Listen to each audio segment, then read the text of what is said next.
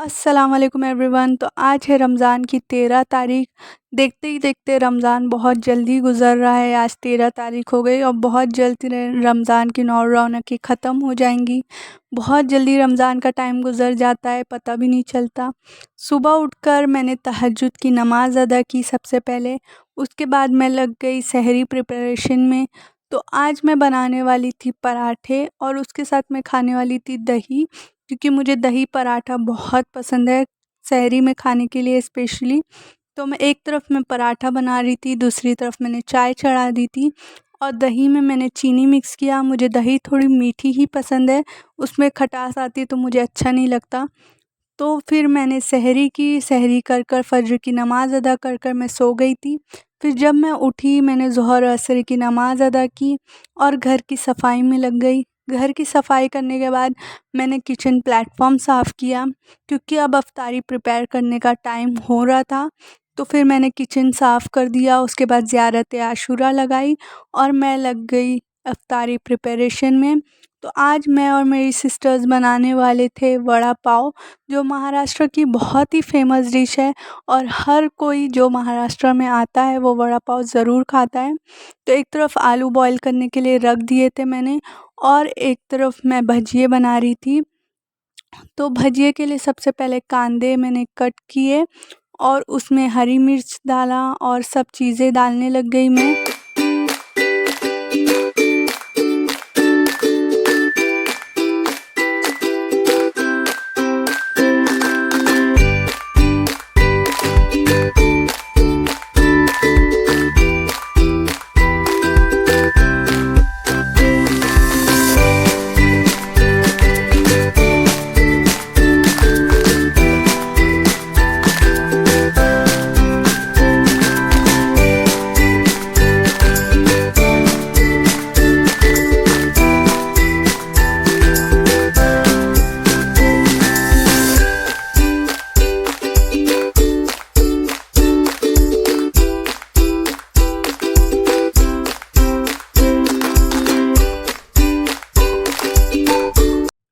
तो भजिए तो प्रिपेयर हो गए थे ऑलमोस्ट, फिर उसको निकाल दिया। आप लोगों को कांदे की भजिए कैसी लगती है कमेंट करके बताइएगा, क्योंकि मुझे और मेरी सिस्टर्स को, मेरे भाई को, सबको बहुत ज़्यादा पसंद है। इसीलिए हम लोग इफ्तारी में तो ज़रूर बनाते हैं कांदे की भजिए। और उसके बाद मेरी सिस्टर लग गई थी वड़े बनाने के लिए। तो उसमें पहले आलू बॉईल हो चुके थे तो उसमें हरी मिर्च मिक्स की। उसके बाद कोतमीर, हम कोतमीर बोलते हैं, कुछ लोग हरी धनिया भी बोलते हैं, वो डाला, नमक डाला, हल्दी डाला उसके अंदर। और उसके बाद हल्दी के बाद हमने डाला उसमें ज़ीरा। ज़ीरा डालने के बाद हमने उसमें थोड़ा सा डाल दिया था राई।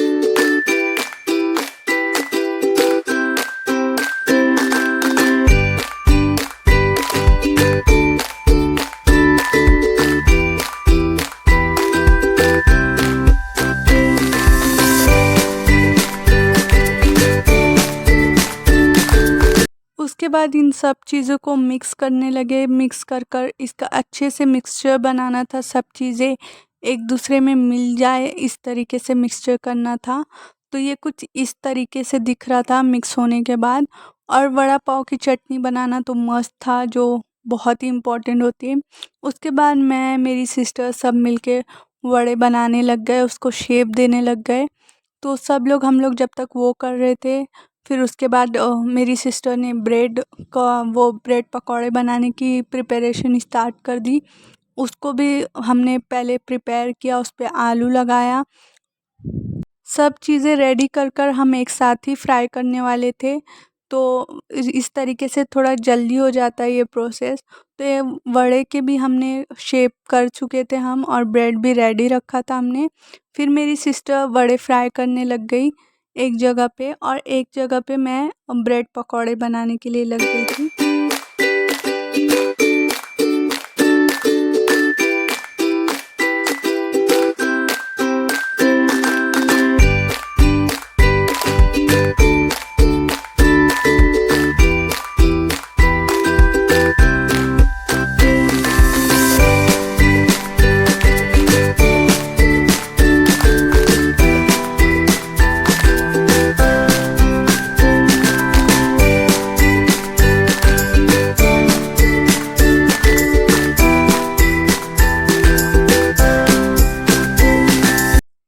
तरीके से हमने सबने मिल के किया तो बहुत जल्दी हो गया था सब कुछ।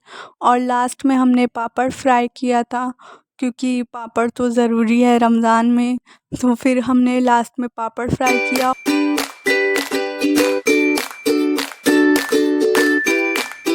टाइम ऑलमोस्ट हो गया था इफ्तारी का, तो दस्तरखान लगा दिया और लास्ट में जूस प्रिपेयर किया, क्योंकि जूस ठंडा अच्छा लगता है इसीलिए हम लोग लास्ट में प्रिपेयर करते हैं। तो आज हमने बनाया था लेमन जूस, क्योंकि वो ठंडा और बहुत ही मज़ेदार होता है। फिर इफ्तारी के लिए हमने दस्तरखान रेडी करना स्टार्ट कर दिया। सब चीज़ें जो हमने प्रिपेयर की थी, ब्रेड पकौड़े, वड़ा पाव और सब चीज़ें हमने लाकर दस्तरखान पे सजा दी।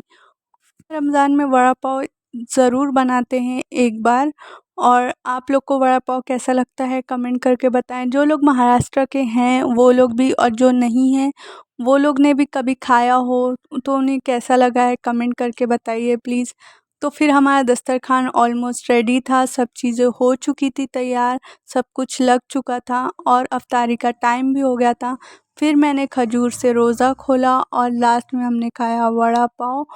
और आप लोगों को मेरी वीडियो कैसी लगती है प्लीज़ कमेंट करके बताएं, और मेरे चैनल को लाइक, शेयर और सब्सक्राइब कीजिए please. Thank you so much.